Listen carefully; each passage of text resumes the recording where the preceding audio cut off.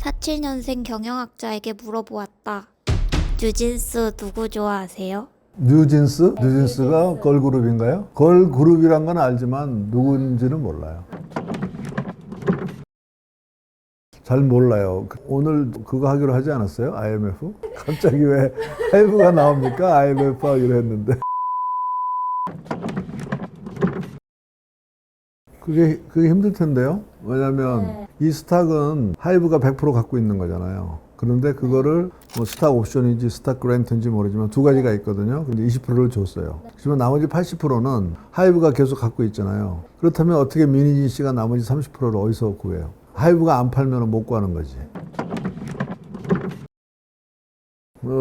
만약에 50% 이상을 갖게 되면 그 법인에 대해서는 민희진이라는 사람이 만약에 50%를 갖게 된다면 상당히 독립적인 의사결정권을 가지게 되겠죠. 그렇지만은 51대 49가 됐다고 하면 49%를 가지는 회사도 존중해줘야 되니까 협의를 해야 되겠죠. 그런데 그게 단순히 그렇게 51대 49만의 문제가 아니고 아도라는 회사는 하이브라는 큰 조직의 일부로 장소도 거기 그 회사 안에 아마도 있을 거고 그리고 인적 자원도 굉장히 많이 교류가 있고 하기 때문에 단순히 51%만을 가진다고 해서 독립적으로 운영하는 건 쉽지 않을 것 같아요. 뭐 내 생각엔 그래요. 아주 분리해서 나오기 전에는. 근데 그러기는 힘들지 않겠어요? 다시 말하면 100%를 가지면 뭐 자기 거니까 그건 자기 마음대로 해도 되지만 100%를 가지려면은 하이브가 거기에 동의를 해줘야 되는데 하이브의 의사는 100% 어도어를 독립시켜줄 생각이 없다면은 그건 힘들지 않겠어요? 독립적으로 경영하는 거는.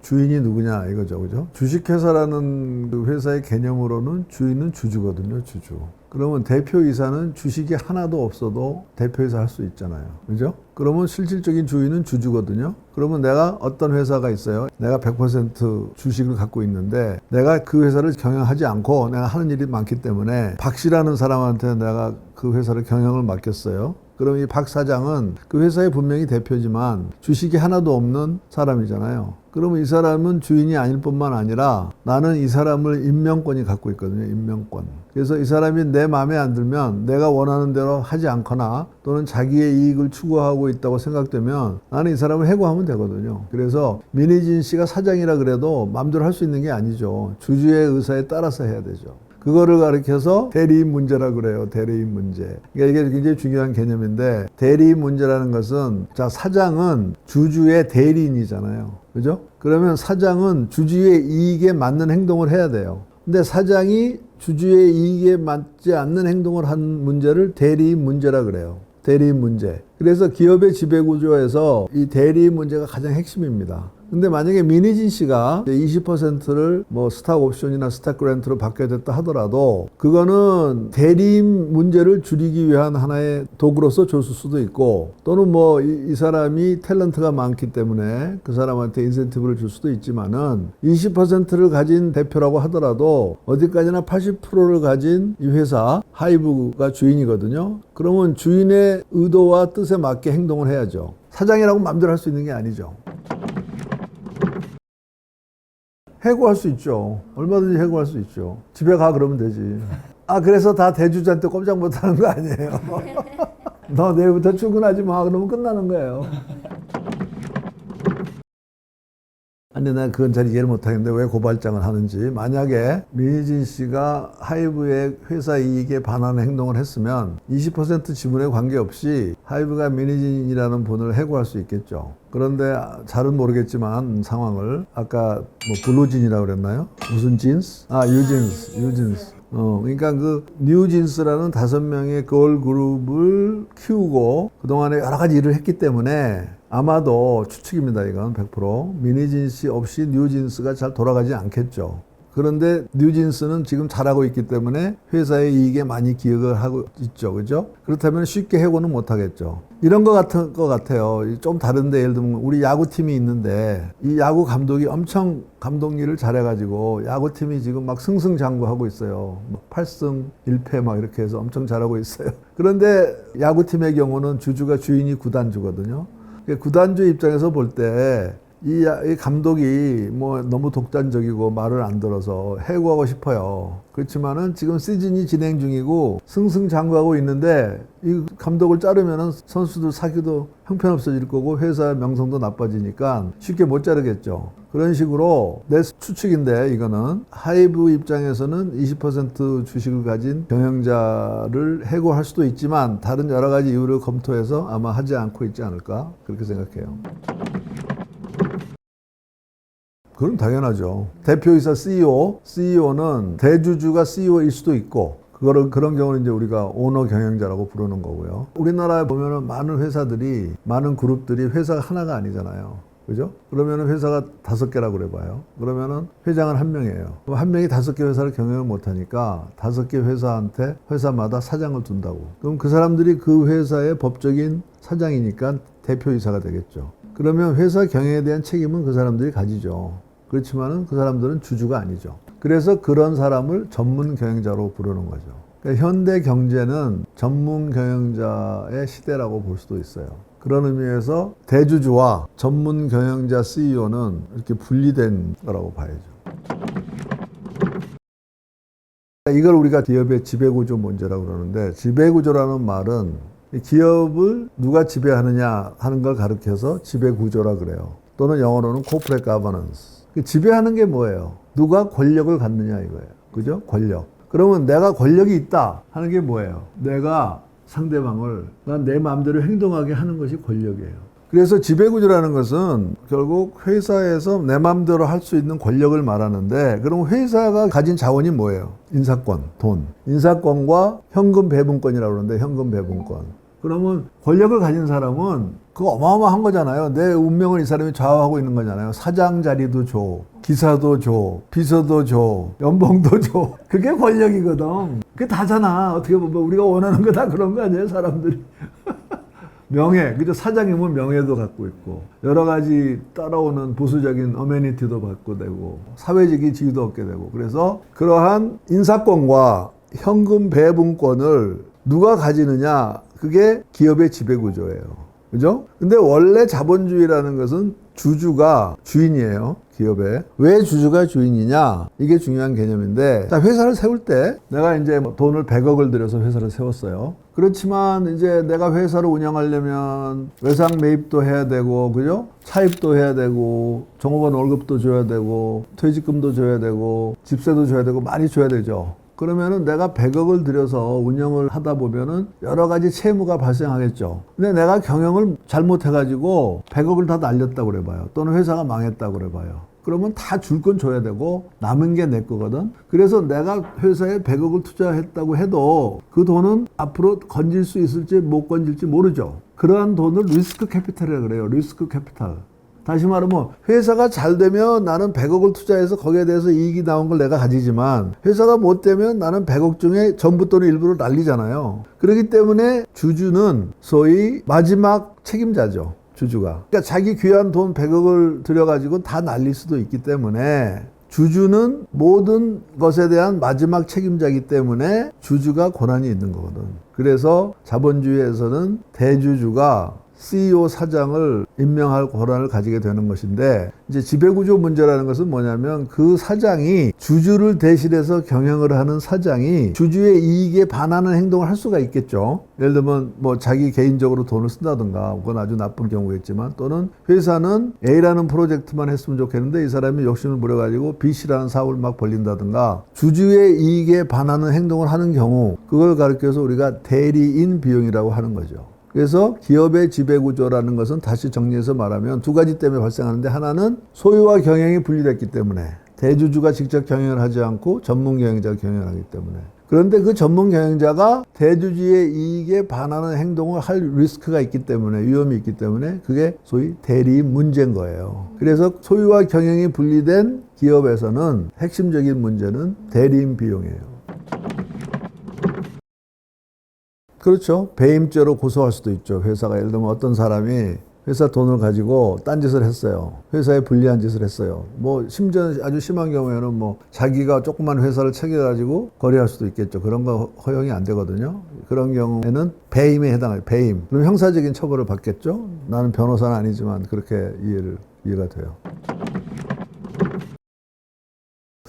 이제 이 상장되면 이제 복잡해져요. 그러니까 내가 100% 대주주인데 전문 경영인을 고용해서 하는 경우에는 간단해요. 대주주 대 전문 경영자 간의 대리 문제예요. 근데 내가 100%를 갖고 있다가 그 중에 50%를 다른 투자자들한테 주식시장에서 팔았어요. 그러면 나는 50%를 갖고 있고 다른 많은 소위 소액주주들이 나머지 50%를 갖고 있겠죠. 그죠? 그리고 경영자가 있어요. 그럼 이제 지금까지는 2자 관계이던 게 이제 3자 관계가 되겠죠. 그러면은 새로운 대리 문제가 생기는 거죠. 내가 50% 소유자로서 회장 역할을 하고 있고 이 사장에 대한 임명권이라든가 여러 가지 결정권을 가지고 있다면은 내가 나머지 50% 소액주주의 이익에 맞게 행동하느냐 하느냐 이것도 대리 문제가 되겠죠. 소액주주의 입장에서 보면 저 사람 대주주가 과연 우리의 이익에 맞게 행동하는지 또는 자기 이익에 맞게 행동하는지 다르겠죠. 같을 수도 있고 다를 수도 있겠죠. 그렇게 되면은 대리인 비용이 이중으로 발생하는 거죠.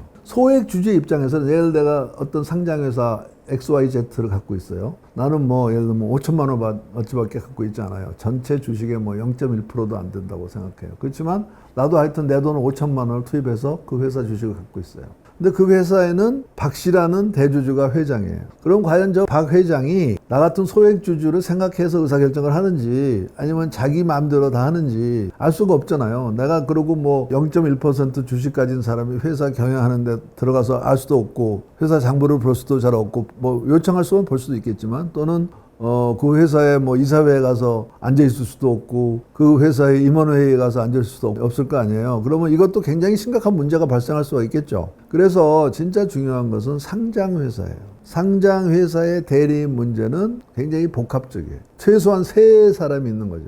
그죠? 경영자, 대주주, 소액주주. 근데 지금 우리가 지금 여기까지 해놓고 얘기 안 한 게 종업원이 있잖아요. 회사 임직원, 사장 말고 또 뭐 700명의 회사에서 직원들이 일한다 그래봐요. 그 사람들도 회사에 자기의 중요한 삶을 맡기고 사는 거잖아요. 그래서 이러한 사람들을 가르쳐서 우리가 기업의 스테이크홀더라고 그래요. 스테이크홀더. 주주는 뭐죠? 영어로 스탁홀더죠. 스탁홀더. 그러면 스테이크홀더는 지금 내가 말한 대주주, 소액주주, 임원, 임직원, 또 이제 좀 더 확대해 보면 우리 회사에 납품하는 회사, 또 우리 공장에 있는 지역사회, 이런 사람들이 스테이크홀더예요. 그래서 대기업이 되고 주식이 상장이 되고 그러면은 회사가 대주주 한 사람 것이 아니라 여러 이해 당사자의 이익이 잘 조화돼야 된다. 그래서 스테이크홀더 캐피탈리즘이라는 소위 이해 당사자 자본주의라는 말이 거기서 나온 거예요. 코퍼레이트 가버넌스, 기업의 지배구조를 놓고 벌어지는 가장 중요한 시각 차이는 주주 자본주의냐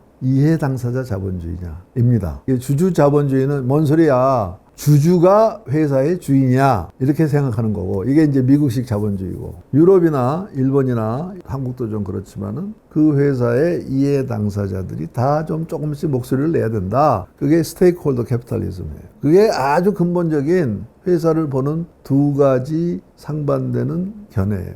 얘기가 너무 멀리 나갔네. 블루진이 아니고 뭐 무슨 뉴진스에서 미니진스에서 스테이크홀더 캐피탈리즘까지 너무 멀리 갔어. 다시 원위치. 근데 이제 여기서 중요한 그 법인이라는 개념, 법인. 그럼 법인이 아닌 우리는 뭐죠? 자연인. 그러니까 개인 회사라는 것은 자연인 정구현의 돈을 내서 만드는 회사죠. 그렇지만 법인은 영어로 legal person이잖아요. 그러면 사람이 아닌 가상의 존재죠. 가상의 사람이죠. 그것이 법적으로 인정되는 사람이죠. 말하자면 법인이니까 법인, legal person이니까 legal person, 법적 인간. 법이 만들어 놓은 인간이죠. 법이 만들어 놓은 주체죠. 그러면 우리가 주식회사가 된다는 것은 법인이 되는 거거든요. 만약에 J캠퍼스가 주식회사가 되면 그때부터는 정구현 개인의 회사가 아니고 이제 그렇게 되면 자본을 얼마를 만들어서 그 자본을 누가 소유하느냐 이렇게 되겠죠. 그러면은 처음에는 예를 들면 내가 100% 투자를 해서 10억을 내서 회사를 세웠다. 근데 우리 직원들이 일을 더 열심히 하려면은 조금씩 줘야 되겠다, 주식을. 그러면 이제 스탁 그랜트나 스탁 옵션을 주고 이제 이렇게 되는 거죠. 이게 법인이라는 개념이 중요해요. 그리고 주식회사라는 개념이 중요해요. 아니죠. 그거는 우리가 지금까지 말한 그 지배구조 이슈하고 좀 다른 이슈인 것이, 그거는 하이브라는 회사가 어떻게 조직화되느냐의 이슈예요. 좀 다른 이슈라고. 그거는 어떻게 볼 수 있냐면은 회사에서의 직권화 대 분권화의 얘기예요. 직권화 대 분권화라는 건 뭐냐면 자율권을 얼마나 주느냐의 이슈예요. 그래서 중앙집권화된 회사는 그렇게 독립된 사업부나 법인으로 두지 않고 한 회사로 딱 둬가지고 모든 걸 그냥 명령체계로 하는 거예요. 그래서 사업부를 독립된 회사로 두지 않는 거예요. 그래서 모든 회사는 우리 회사 하나 안에, 예를 들면 뭐 제1제당이라고 할까요? 그러면은 제1제당은 지금은 더 많겠지만 10개 사업부가 있어요. 그중에 뭐 설탕 만드는 사업부도 있고 밀가루 만드는 사업부도 있고 뭐 밥 만드는 사업부도 있고 10개 사업부가 있는데 독립을 안 시키고 모두 다 CJ 제1제당이라는 하나의 법인 하에 10개의 사업부를 두고 그 사업부들이 경영을 하게 하는 거죠. 이 경우에는 이제 그 사업 책임자는 사장이 아니고 본부장이겠죠. 그죠?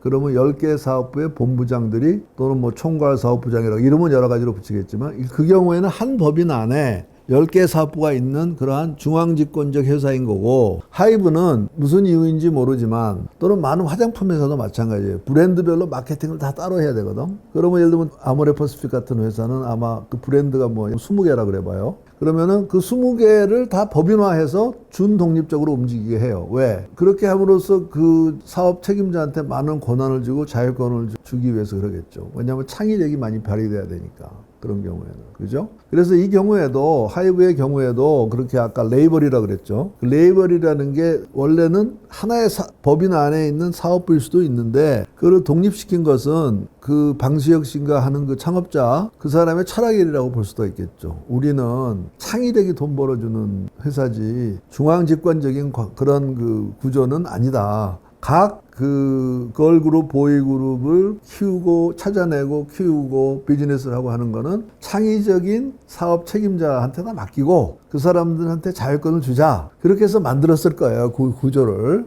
하이브라는 회사는. 이제 그런데 이제 그렇게 구조를 만들다 보니까 그게 소위 분권화된 회사죠. 분권화된 회사를 만들다 보니까 그 중에 어떤 한 사업부나 마찬가지인 뉴진스의 어도어라는 게 이제 독립된 법인일 수가 있겠죠. 100% 갖고 있는, 하이브가 100% 갖고 있는 독립된 법인인데, 그런 회사들은 회사가 10개면 10개, 20개면 20개를 다 독립된 법인으로 하지만 대부분의 경우에 100% 그냥 갖고 있는 거죠. 그래야 이제 회사로서 원활하게 운영이 되니까. 그래서 그 아까 하이브 대 어도어의 이슈는 전통적인 기업의 지배구조 이슈라기보다는 회사의 조직을 분권화할 거냐, 중앙집권화할 거냐. 회사의 조직을 어떻게 갖고 가는 게 효과적이냐. 그 이슈예요. 그 이슈인데 왜 그게 이슈가 되냐면 이게 굉장히 중요한 건데, 사람들이 언제 열심히 해요? 어떤 상황에서 열심히 해요? 난민을 위해서 일한다고 했을 때 더 열심히 해요? 자기 거라고 생각했을 때 더 열심히 해요. 그렇죠? 자기 거라고 생각했을 때. 그게 근본이에요. 이렇게 분권화한다는 뜻은 야 이건 네 거나 마찬가지야. 이렇게 얘기하는 거예요. 그러니까 아까 20% 준 것도 마찬가지예요. 네가 대주주는 아니지만 20% 네 거니까 열심히 하면 너는 이익을 많이 벌면 그 이익의 20%도 가져갈 수 있어. 그런 인센티브를 준 거죠. 마찬가지로 회사라는 것은 각자가 자기 것처럼 생각하고 해야 열심히 한다고. 그래서 그것을 주인의식이라고 그러는 거예요. 주인의식. 그래서 이제 사람들이 회사가 열심히 사람들한테, 직원한테 일하라고 그럴 때는 야, 주인의식을 가져라 그러잖아요. 그러다가 어려워지면 자르잖아요. 그러면 사람들이 그런 거예요. 야, 왜 주인을 잘러? 잘 나갈 때는 주인이고 못 나갈 때는 자르는 거지. 근데 그건 약간 농담인데, 그래서 예를 들면 세계적인 스웨덴의 ABB라고 중장비 뭐 이런 거 만드는 회사가 있어요. 그 원래는 ABB는 스웨덴과 스위스 회사 합작해서 옛날에 아세아 브라운 보벌이라는 두 개 회사가 합친 건데, 그런 회사 같은 경우는 아주 유명한데 뭐냐면 회사가 뭐 직원이 뭐 5만 명이지만 회사의 기본 조직은 다 150명 단위의 작은 회사로 구성되어 있어요. 그래서 150명 정도의 직원으로 구성된 회사가 뭐 수십 개 있겠죠. 근데 그거는 뭐 ABB뿐이 아니고 그 중국의 하이어라고 유명한 가전회사 있어요. 하이어도 마찬가지예요. 그래서 많은 회사들이 이게 경영을 하다 보면 직원이 5만 명, 7만 명 되면은 그 관리하기가 어렵거든. 그러려면 그 관리비가 어마어마하게 들거든. 그러지 말고 150명을 단위로 한 회사별로 책임자를 하나씩 둬서 마치 그 책임자와 직원들이 자기 회사처럼 똘똘 뭉쳐서 경영하게 하는 거 있잖아. 경영하게 그렇게 하는 거야. 그게 가장 어떻게 보면 분권화된 조직의 큰 특징이겠죠. 그렇기 때문에 아주 긴 얘기를 짧게 줄여서 얘기한다면 회사 직원들이 더 열정을 가지고 일할 수 있게 하기 위해서 특히 직원들의 창의력이 중요한 그런 사업에 있어서는 대부분이 분권화된 조직을 해요. 아주 큰 회사 아닌 경우에도 마찬가지예요. 출판회사 같은 경우에도 그 창의력이 필요하거든. 원래 돌아가면 하이브도 마찬가지죠. 그 엔터테인먼트 산업도 엄청난 창의력이 필요하잖아요. 그렇기 때문에 그 창의력을 붙잡기 위해서 임직원들의 창의력을 붙잡기 위해서 방시혁 씨는 굉장히 분권화된 거의 단위 회사 하나하나 사업부가 마치 독립된 회사인 것처럼 경영할 수 있게 만들었을 거예요. 근데 이제 그러한 기본 구도인데 그 안에 이제 한 회사가 어도어라는 회사가 이제 너무 잘 했는지는 잘 모르겠지만 그럴 수도 있겠죠. 트러블이 생긴 거죠. 그렇게 이해를 해야 돼요. 이 문제를. 경영적으로 본다면.